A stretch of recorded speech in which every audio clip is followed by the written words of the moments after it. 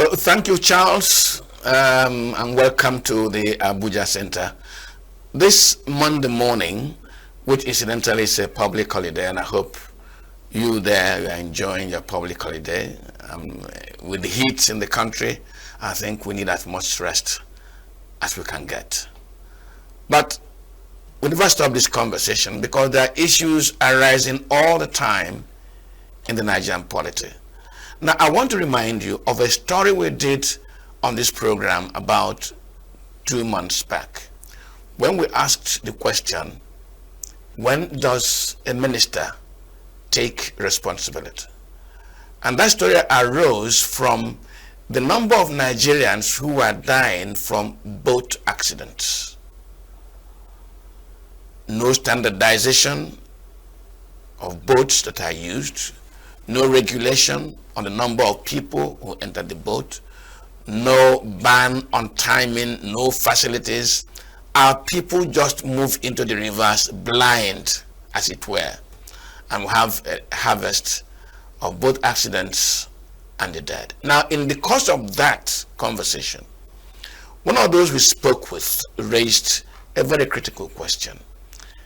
He asked, how does Nigeria, what priority does Nigeria place on its different modes of transportation? And he asked me the question, why is it that Nigeria seems to be neglecting the rail transport? And so this Monday, we are going to look at prioritizing Nigerian railway, or prioritizing rail as a means of prioritizing development. And my guest this morning, you get to understand why I invited him to this conversation. Enable me to read just a little bit of his resume. My guest is Rowland Ataguba. Now, Rowland Ataguba is the managing director of Bethlehem Rail Infrastructure Limited, a dedicated railway project management consultancy in London, that is in the United Kingdom. Now, he is a member of the Nigerian Railway Corporation Unbundling Committee for the Federal Ministry of Transport and is the author of the memorandum for a constitutional amendment to the transfer railway from executive to the concurrent legislative list. Now, much more, I wouldn't read the whole thing, projects he's taken part in. In other words, the point I'm trying to put across is he's been in this business of creating and managing the rail system, the rail transport business, for a very long time. Rowland, you're welcome to the program. Thank you. Rowland, you can hear what I said. This is an offshoot of another conversation in which somebody asked me, how does Nigeria prioritize its modes of transportation? And why is it that a critical mode seems to be pushed back in consideration? Let me ask you a simple question. How do you feel about the state of Nigerian railway transportation? I feel sad. It is a pitiful situation we find ourselves. A railway at the time of our independence,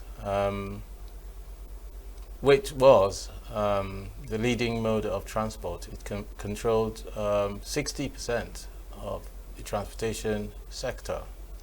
It's down to less than 1% today. So, and it's accountable for where we find ourselves in terms of our underdevelopment, in terms of our inability to grow our economy as it ought to. For 200 million people, and with such a vast country of great distances and of so much movement of material, that we have missed a trick with our railway system is telling. It is telling. Now, but why do you think we have missed it? Is it because we don't have the capacity, the competence in terms of skill, manpower, knowledge, or that we just don't understand and prioritize what a rail ought to be doing for us? I couldn't tell you the reason. I think some of it is that we don't really know. What we know is the outcome that we have to deal with. And what is really scary is we're not doing enough about it. In fact, we're neglecting to do anything seriously about it. And that's the great tragedy. Now, let's look at that tragedy. Is it because we don't have the manpower to think, the technical capacity to execute, or is it just because we're fools? I don't know. You should know. Maybe I do, and maybe I shouldn't be saying it publicly. But we need to get serious, because I think we've messed about with our railways for too long. And my experience of Nigeria tells me that at the leadership level, we still are not taking it as seriously as we ought to. Now, I want you to look at even proposals for developing the railway in the country. Each time that issue is raised, we look towards either India or we look towards China. Once upon a time, we used to look towards UK and US. The current thing today is looking towards China. Now, is it because we don't have the appropriate manpower and capacity to do this ourselves, or we just want to import everything? Are we capable of building, managing, sustaining, and running a railway system that can service our needs? Certainly we can do it ourselves. We? Yes. Certainly we can do it ourselves. And when you think deeper, we've actually got all the resources we need to do what we need to do. Go across the world. Nigerians are excelling. In the UK, where I live and work, Nigerians are all over our railway industry, from guardsmen to train drivers, to infrastructure managers, to operators. Go to America, we're all over the place. Go to Asia, and we're all ready to come home. I'm here, but do you get the patronage? We have a certain, or shall I say, there is a certain inferiority complex that we think that everything that is imported is better. We bring technicians from abroad and we overlook our engineers. And we work with these people. We work in their environment. They're subordinate to us, but they come to Nigeria and they're made superior to ourselves. So who is zooming who? Unless we're able to fix something that's innately wrong with the way we think, in the way our leaders perceive themselves, because it's down to their own sense of self-worth, then we will continue to go round and round in circles. And think about it. We've been trying to build railways since the new, shall we say, is this the Fourth Republic, since 1999. What railway system have we built? In 2006, Obasanjo awarded a contract, $8.3 billion, from Lagos to Kano for 4 years. It's not 20% yet. 2006, this is 2025, nearly 20 years. China builds 5,000 kilometers of high-speed rail every year. High-speed rail. We're trying to build bog standard gauge railway. The contract from Lagos to Kano is 1,000, shall we say, 2,344, because it's double track, which means 2 tracks. The total length, 2,344 kilometers. 20 years, we haven't achieved 20%. Are we serious? Do we really want it built? And I'll place that question right at the doorstep of our leaders. So that's the question. Let me plead, let me speak on behalf of our leaders, just to be able to understand really what the challenge is. Building a railway requires some technical competence. The surveyors determining the quality of tracks and laying them, and that is quite a good job to be done. It's an engineering job to be done. Determining the quality of coaches to run on them, whether are going to import or are going to assemble locally. Then the manpower to run them efficiently and without accidents and all that. Look at the Nigerian education system. It doesn't produce that kind of manpower. That's now. I grew up in Nigeria. I went to Ahmadu Bello University in the 70s. It was a world-beating institution. So was Nsukka, so was Lagos, so was Ibadan. The fact that they've been run down now only means that we're not producing the resources that we need for the future. But the resources for now, we've got them. People like me, we exist. We do it for the foreigners. As I said, I live in the West. We build their railways. We work on their railways. We sustain their railways. But the Nigerian government is not interested in us. They would rather bring in technicians from India, from China, to tell them what to do. And the result is what we see. The result is the fact that we have a broken system. We've been building one railroad for 20 years. What does that say about us? What are those people thinking about us? They think we're stupid. They think we're foolish. And we borrow the money from them. Money we don't see. Because the money is paid in China to a Chinese contractor by a Chinese bank. The money never comes to Nigeria. All that happens is the repayments flow out of Nigeria there, further underdeveloping our country. And what about the bits that are built or that have been built? What is the utility? They're suboptimal. They're not in optimal use. So it's just a waste. Yeah, but that's throwing money away. Yeah, that seems to bear out my own fear. And my fear, which I've expressed twice in trying to couch and recouch the question, is even the bed that has been built, we are not able to manage optimally. Yeah. Doesn't that question our capacity in human resource to manage, to even build, since we cannot manage the one that's been built for us? Well, if I were to play conspiracy theorist, take the Lagos to Kano railway I talked about. They've been built in bits.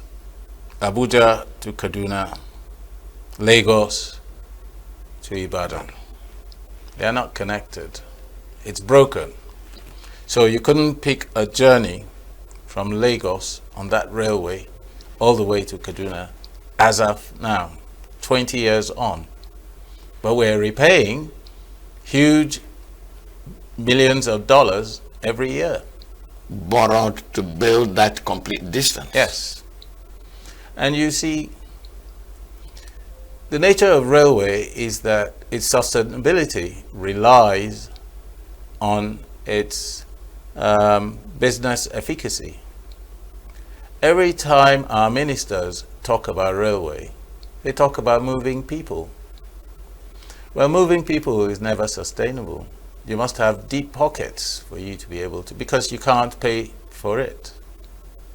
You need a sustainable freight service as an underlay. And it is on the back of that freight rail that you run passengers. But we start by trying to build railway for passengers. And so we end up, in 5 years' time, the railway is broken down. Why? Because there's not enough money to keep it running. Whereas if you had a freight system as its foundation, the freight service will keep that railway open, and you can continue to do all your experiments with passengers.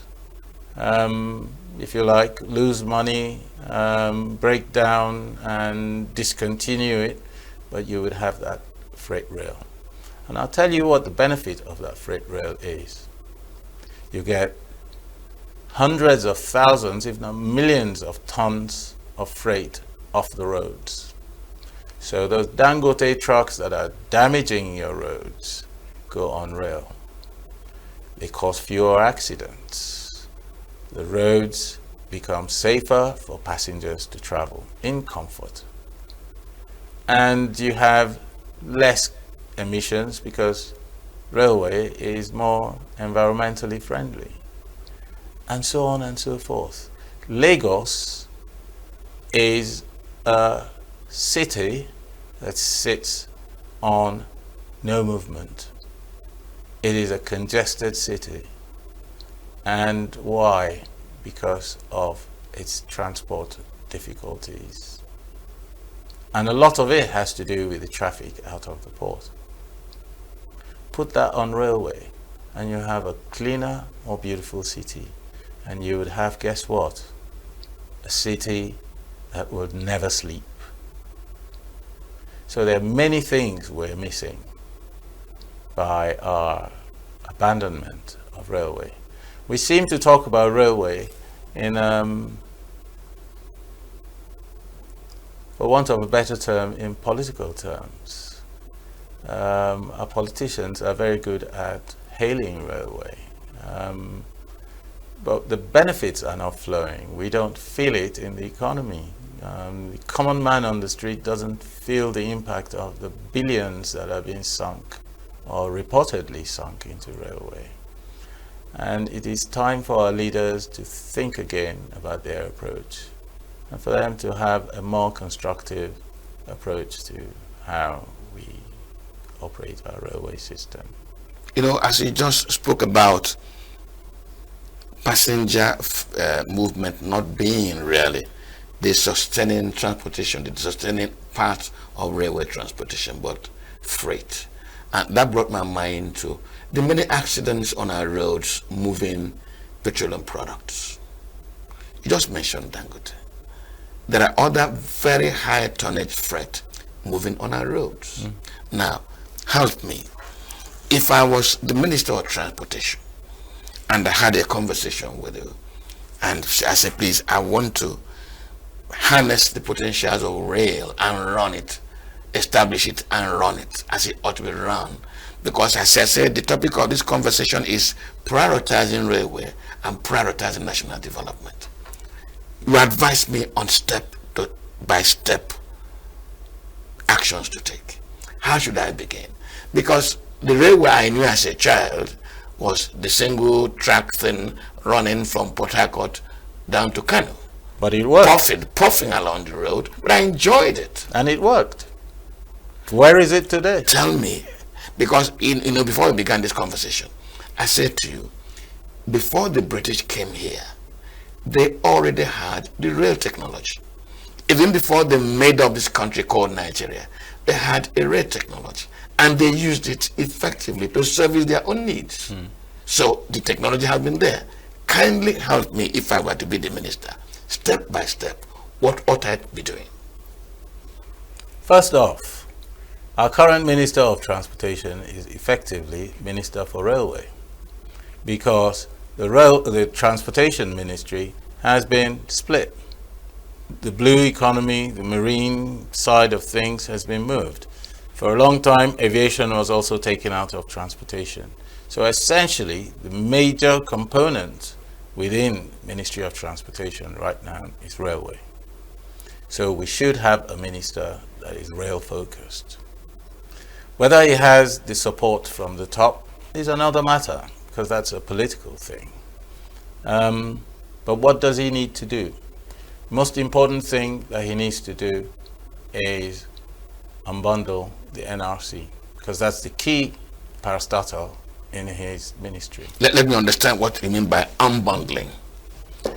Now, one of the reasons why the railway corporation in Nigeria has been failing, and it started to fail since 1964. It's not something that happened. Yes, it's been failing since. It's been bankrupt twice, and we keep pouring money into it, and in an unsustainable way.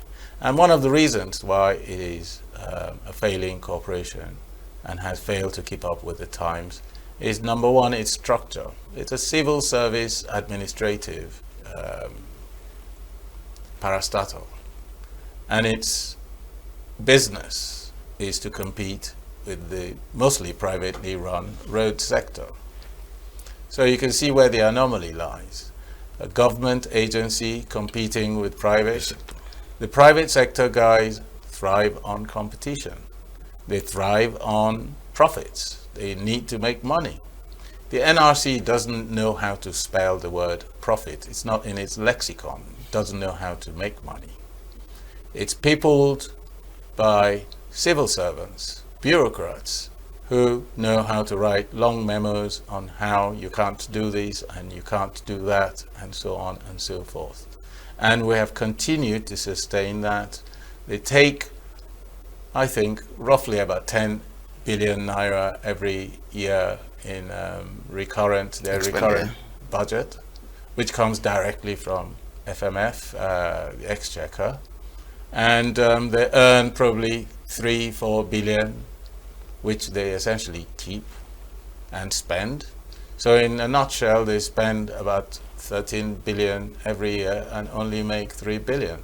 If you're a private business, you'd be out of business. And this has been going on forever. So it's not sustainable.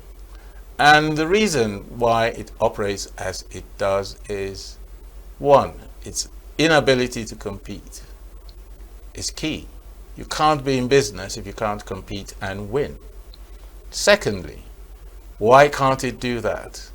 It's because of its structure, its bureaucratic nature. It's not as versatile as the road sector. And so you need to separate, plus of course, a key element as well in its failing is the fact that it's self-regulating. Which means that even the bosses don't know what's happening. And look across the world. The world has moved on from government-run railways. The government certainly has a major role to play in railways, but it's not in running them. Leave the running, leave business to be run or operated by businessmen. They know how to take risks, and they know how to make money out of these things. Government can regulate, and government also has some key capacities in asset management, because government has a lot of money. It can put that money to use by helping to build infrastructure. But the operations of the business, the running of the business, you must leave to private sector. Now remember, I'm as a minister, I'm saying first step. You said unbundling. I was waiting to say, look, break this thing into pieces, 10, 20 of what to do what. Not that many pieces, and pieces is pretty uncharitable. I'd say there are four main components of the NRC at the moment. You've got the regulation part, then you've got the operations, and then you've got the asset management. Then you've got what we've called the non-core businesses. It's into property, it owns vast assets, some of it in prime locations across the country, city centers and so on, which are suitable for building hotels and shopping malls and stuff like that. And again, you see, these assets have been wallowing. They own printing presses, they own factories and foundries, they own shops, they own a whole lot of assets which are not core to the operations of the railway. Those assets will thrive and do better if they are privately run you sell them off to those who have the competence to make money out of them. But the core railway business, which comprises of the regulation, you keep within government. Government is good at regulating. You see what NCC has become. You see what NERC is, i.e. the electricity regulator. And the regulator that railway would need is modeled on this NCC and NERC type models. But the business element in the railways is the operations, and that's the bit that will compete. And the model that has been suggested is government retains ownership of the asset, i.e. the track, the stations and the depots and so on and so forth. But it would then concession them to a private operator who would bring rolling stock, i.e. the trains and the locomotives and what have you, and personnel, and run this business whilst maintaining the asset, i.e. the fixed assets. And that way you would have a sustainable business. But not when government is trying to do all of those by itself. It will continue to fail. And time again we see these things, and we've been at it for 60 years. And it's, idiocy is doing the same thing over and over again and expecting a different result. It will never happen. Now, can I draw your attention to a national experience? And from that national experience, can I raise a fear? Nigeria's electricity sector was privatized. The private sector came in, not just mere ownership, but to run, leaving Nigeria, leaving the government to keep to the transmission company, the infrastructure. Mm-hmm. But the truth of the matter today is that our electricity sector is a disaster. If you transplant the same model onto the railway, do you expect a different outcome? No. And it's not a problem with the model. It's a problem with the implementation. When you bring your cronies who don't have capacity because you believe that there's some money to be made. Yes. Then you bring some incompetent hands. Don't expect a miracle. The fact that they're private sector doesn't mean that they will make money or that they know how. They're there to asset strip. They're there to own the asset. And hopefully they expect that they can sell it on at some opportune moment and make their money. So it's not the model that's at fault, it's with the implementation. You didn't go through a rigorous process. We see this across the world, even in Africa. We see serious countries sit down and actually do things in a manner that reposes confidence. Because you see, money chases opportunity. People will come when they know you're serious. People will come when they know your process is transparent and with integrity. Well, in Nigeria, we seem to lurch from one, how shall I say, from wanting to do the right thing but doing it the wrong way. So we end up with the kind of mess that we've got. And we're not going any places quickly. We're not. Well, I'm not happy this morning. The prognosis are not quite attractive, but we're facing the reality. And the conversation this morning is, if we prioritize our railway, we will be prioritizing our development. And the information coming out from this conversation, to somebody who is serious, they are comforting in the sense that there could be light at the end of the tunnel if only we do the right things. But for a despondent person, some of the information can even make you feel hopeless. But we won't stop conversing, and we'll continue after this short break.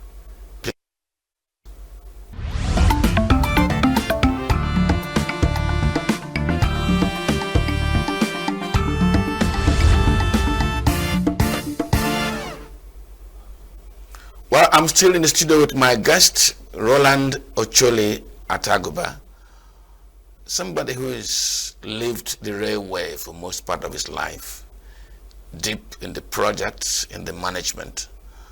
And before I went on this short break, I had raised the question about having the manpower capacity to execute some of these things he has put on the table. I want to return it to it. Now, I love that name, Ocholi. Why do I love it? By the way, what's the meaning of Ocholi? It means unbreakable. Unbreakable. Great. In other words, we're not going to be broken no matter the difficulties. Yep. We'll trudge on. Great. You know, I raised fears about manpower. And you said, we have them all over the world.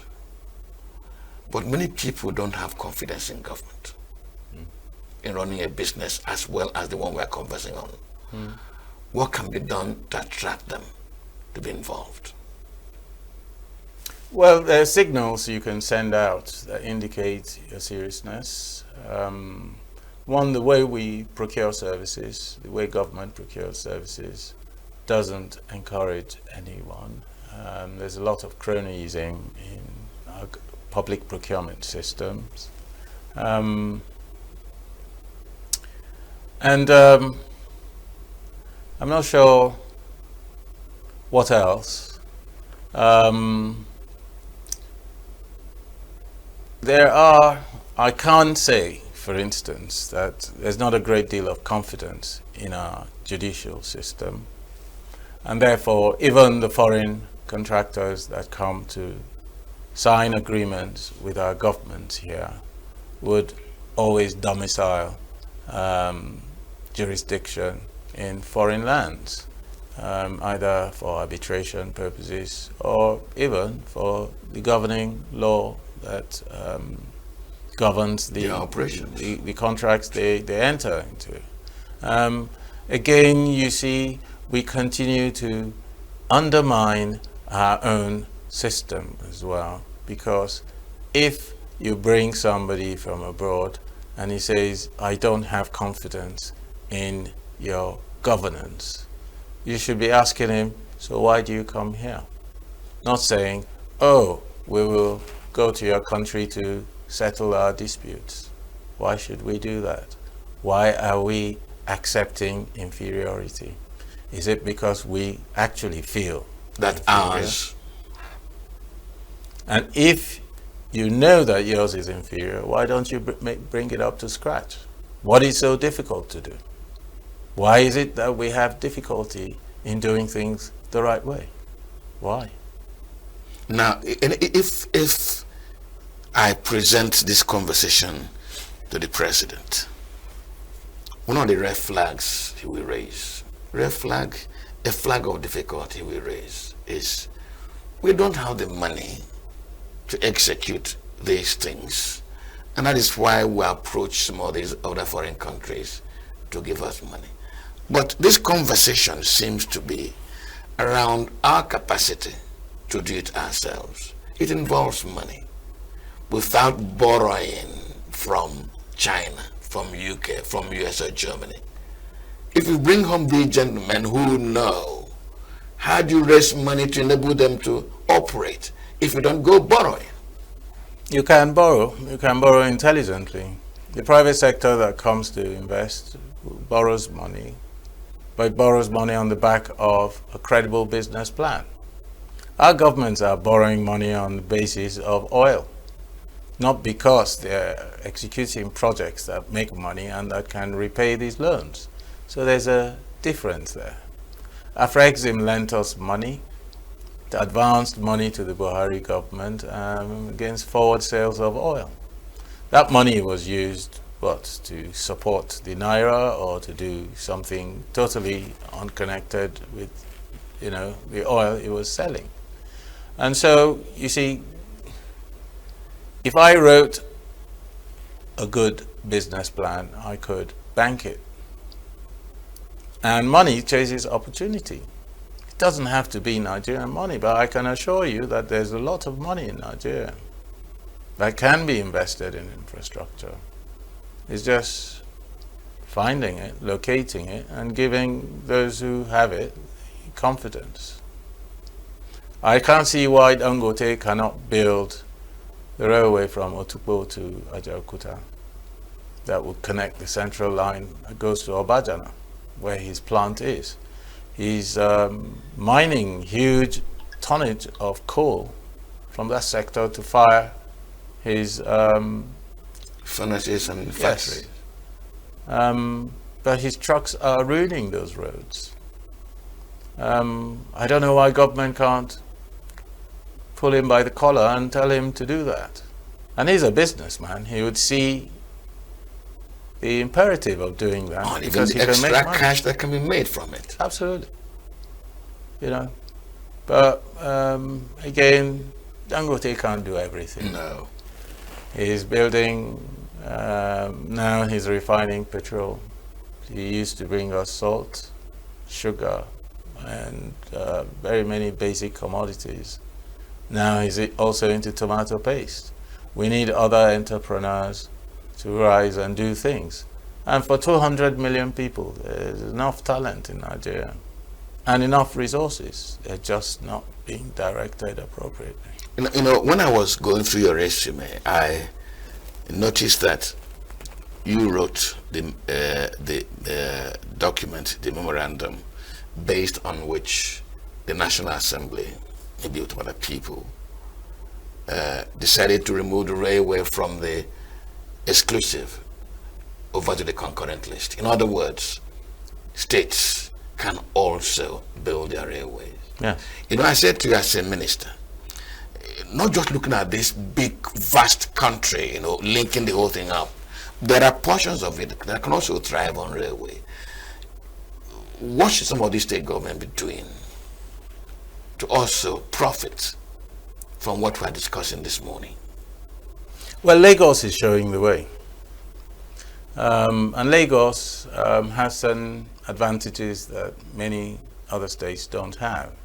One was the federal presence in Lagos for a very long time. It helped Lagos to build certain infrastructure like the ports, some of the roads, and so on and so forth.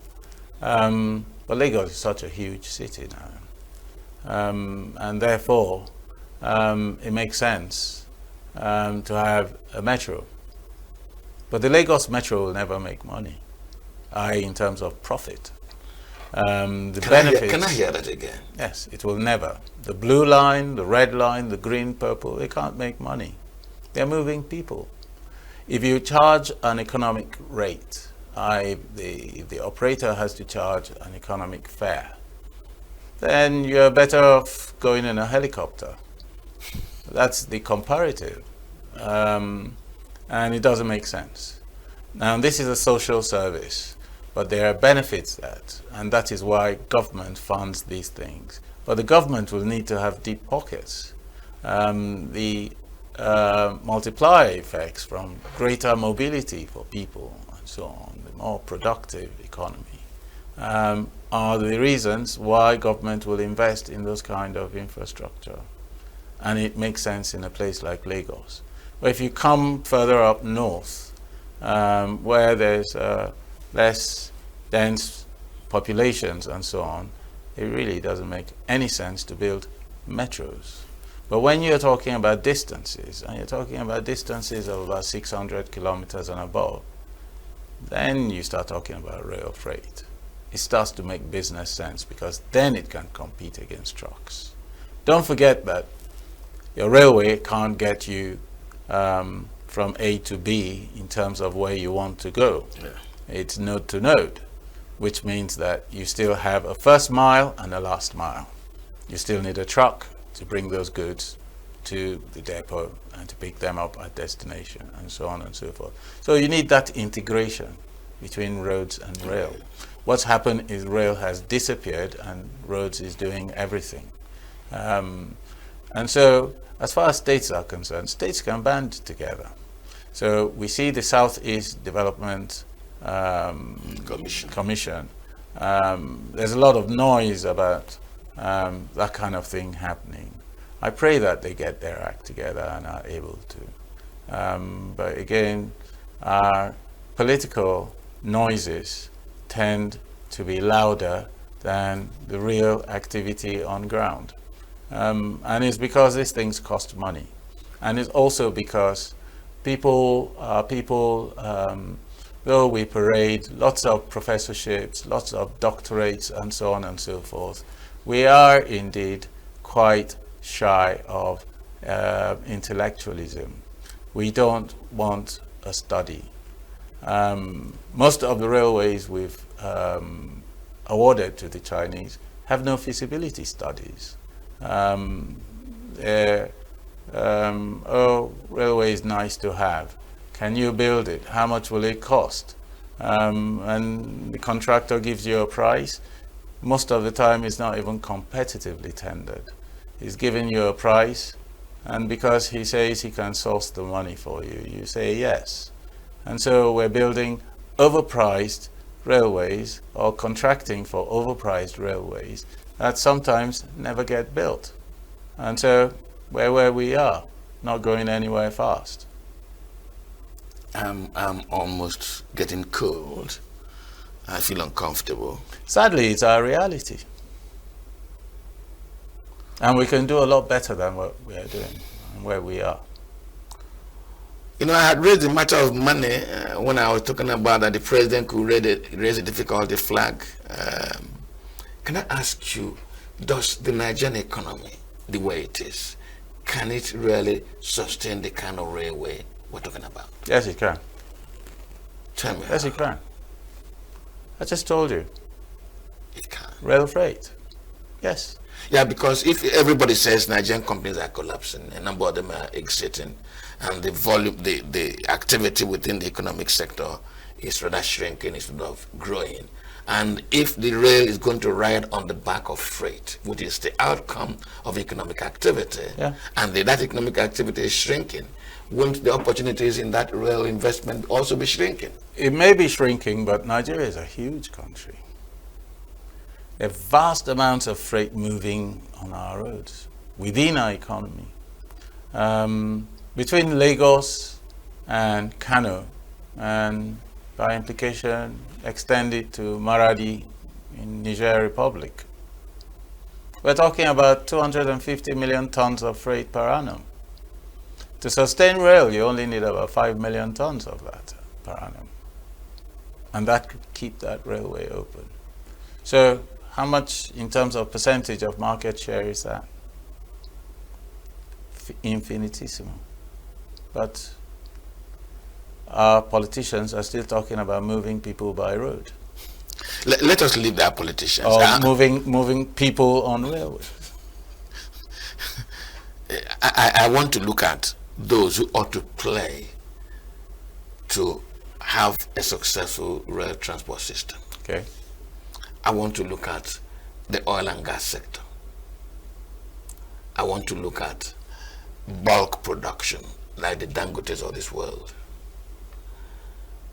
Getting the railway to work that way will also mean talking them into seeing railway as a viable alternative. Because many of them have invested so much money in trucks and things.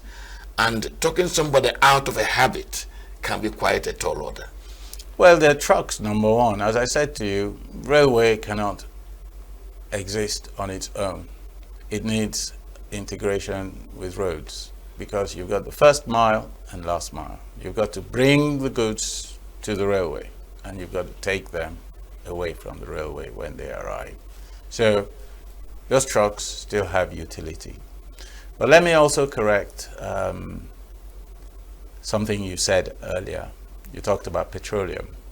Petroleum is best moved by pipeline. That's its most optimal mode of movement. Petroleum, gas, they move best through pipelines. But we know what the problem of pipelines have been in Nigeria.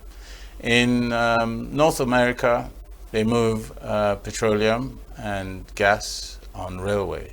And that's because of capacity issues with their pipelines. Their pipelines exist, but they're full to the brim. And that's why, and then there are environmental concerns with building new pipelines. So that's why railway takes the slack. But these are dangerous products. And when you have accidents, as you do from time to time, the effects can be catastrophic. So we look at petroleum products with care when we talk about railway.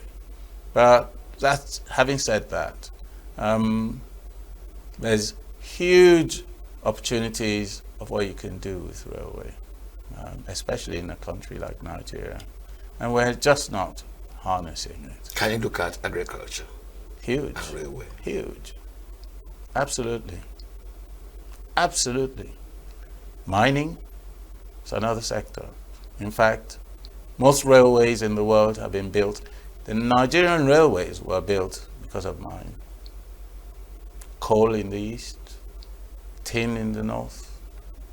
Those were the things that spurred the growth of solid minerals. And then, of course, the agriculture, the cocoa in the west, and all of that. And it's not just for export. I hear people talk a lot about exporting this, exporting that. You export those things that you don't need, Excess. not the things you need. Absolutely. We have 200 million mouths to feed in Nigeria. Are we feeding them? So why are we talking about exporting? We need to be self-sufficient. We need to add value to the raw materials we produce, the raw materials, the solid minerals that we produce. How much of it is also being produced to the knowledge of our government? Meaning, are we losing out on tax revenues because of the illegal mining that's going on, or the illegal mining that officialdom turns a blind eye to? These are questions, and they're pertinent questions that we must answer, if we must save our economy. Now, Rowland, for how many years Nigeria has been battling to have a working iron and steel industry?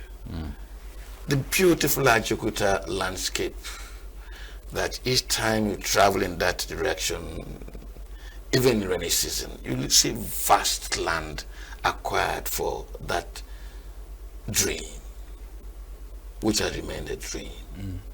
Can you see a viable Nigerian railway system without a viable Nigerian iron and steel industry? Yes, it is possible, but then again, a thriving iron and steel sector would only be possible the existence of a viable or credible railway system. In fact, one of the handicaps of the Ataguba Steel project has been the fact that our railway system has not kept up. There was a gap in the central line that was built. Chicken and the egg, which one comes first? Very much so. The conspiracy theorists would tell you that, external forces and so on and so forth. And maybe they're right. But again, why do we let them?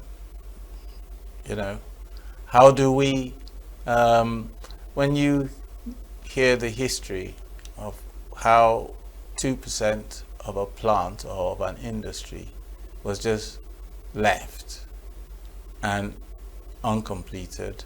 I mean, we built a railway line between Warri and Itakwe via Ataguba.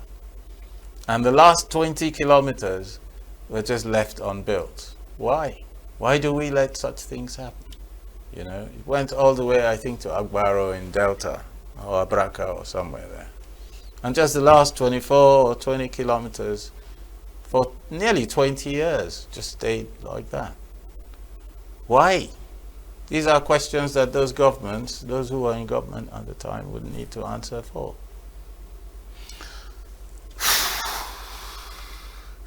Well, I was at the inaugural lecture of Professor Uche Owaleke, the first Nigerian professor of stock market. And he raised an interesting paradigm. He said for Nigeria to develop, one of the areas that Nigeria should focus on, he mentioned 4 areas, but I just want to take one. One of the areas Nigeria should focus on is engineering. But he says something very interesting. He said that Nigeria needs to fund those 4 priority areas. But in funding them, it's not for government to invest money, but to identify universities that will offer those courses and package those universities to take money from the stock market. Huge money from the stock market. And I asked him the question, how would the university pay back money from the stock market? He said that I was looking and I was not seeing. I said, how do you mean man looking without seeing? He said, look, Nigeria needs to build railway. Nigeria needs to build roads.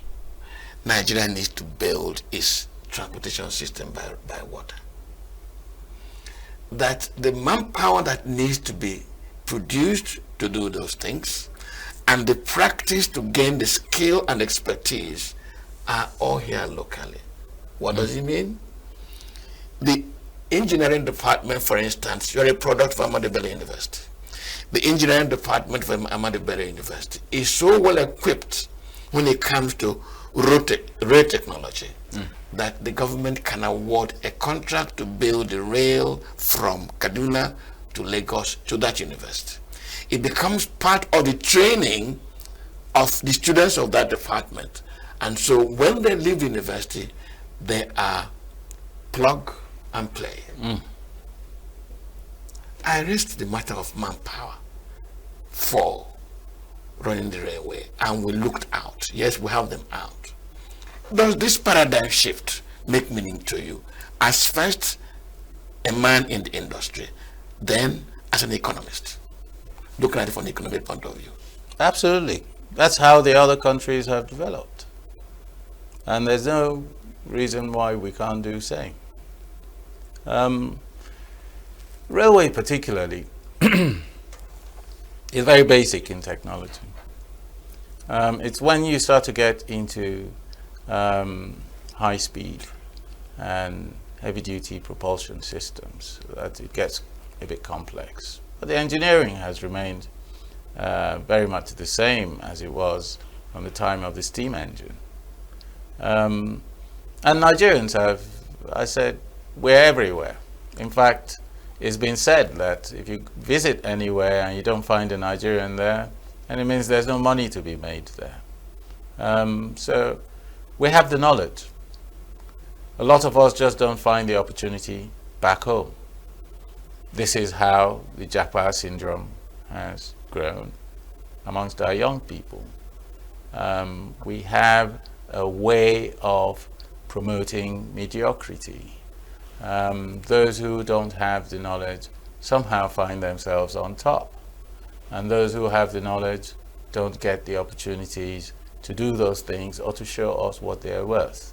And so they find solace by going elsewhere, where people take them seriously, and people utilize their talents. I mean, I watch sports, I watch the Olympics, I watch international athletics and so on. And I see Nigerians flying the flags of other countries. These are Nigerians who weren't given the opportunity at home, and they had to go out and fly somebody else's flag. And what is so curious is then we start to celebrate them. Nigeria starts to celebrate them and begin to claim them. So, you know, it's sad, really sad. And we need to wake up, because these things are low-hanging fruits. It's not rocket science. Others have done them. Why can't we? Why can't we? My producer just gave me a signal. He said, you told me before we began that we ask for his last word. But I want to recouch that last word. I want to believe that there's a way out. We're not in a hopeless situation. Can you please address those who ought to help us out? And then your last word. Who ought to be helping us out now? Heavens help those who help themselves. It's got to start with us. No one is going to save this country except us. And we have the capacities, we have the people, we have the resources. The human capital we have, and we can, and we have the ability to develop the others that we need. And the physical resources, the financial, and the technology we can steal. When I say steal, we're all over the world, working at, go to NASA, there are Nigerians working there. So that knowledge, what we have learned, we can bring home to do the things we need to do. But you have to give Nigerians the opportunities. And our legislators need to start legislating to stop this inflow of foreign things. We need to start banning things. I don't know about, maybe the language of banning is outdated, and but you use tariffs to create advantages for people to domicile their production here. We need to start producing things. We need to start adding value. Nigeria is the proverbial Garden of Eden. Everything you need to make a very successful life is here. Name any solid mineral that's of value. It's here. You can be found here. So why are we in want? Why are we struggling? Some of the problems we have may be contrived, may be opportunistic, but that is neither here nor there. If you're weak, it's your fault. You can be, especially if you can be strong, especially if you were strong at a point. So my last word will be, as far as railway is concerned, there are things for government to do. There are things government must do. We must unbundle the railway. We can't get away from it. We have been dilly-dallying with this. New sets of politicians come and they have this sense that, oh, we can make money from railway. You can't make money from railway unless you're going to steal money. You can't, government people can't make money from railway unless they want to steal money. Railway is a business, and you need serious business people running it. You can't run away from that. Well, railway is a business, and you need serious business people running it. Nigeria has got everything it needs to succeed, even in the railway transport sector. This morning, I've been speaking with Rowland Ataguba. Somebody, as I said from the beginning, who's lived railway. I didn't read the entire resume. He's made effort to get things done in Nigeria, including pushing for legislation for us to help ourselves. I hope somebody finds it reasonable to understand that developing the railway is developing Nigeria. A huge population, a vast country, just looking for interconnectivity. Let me just on your behalf this morning thank Rowland for coming. I hope that you are home to stay and that I will call on you another time soon. Thank you very much for coming. Thank you. My pleasure. My name remains Mwabo Zenjok, and I want to thank you for investing your time with us. Good morning.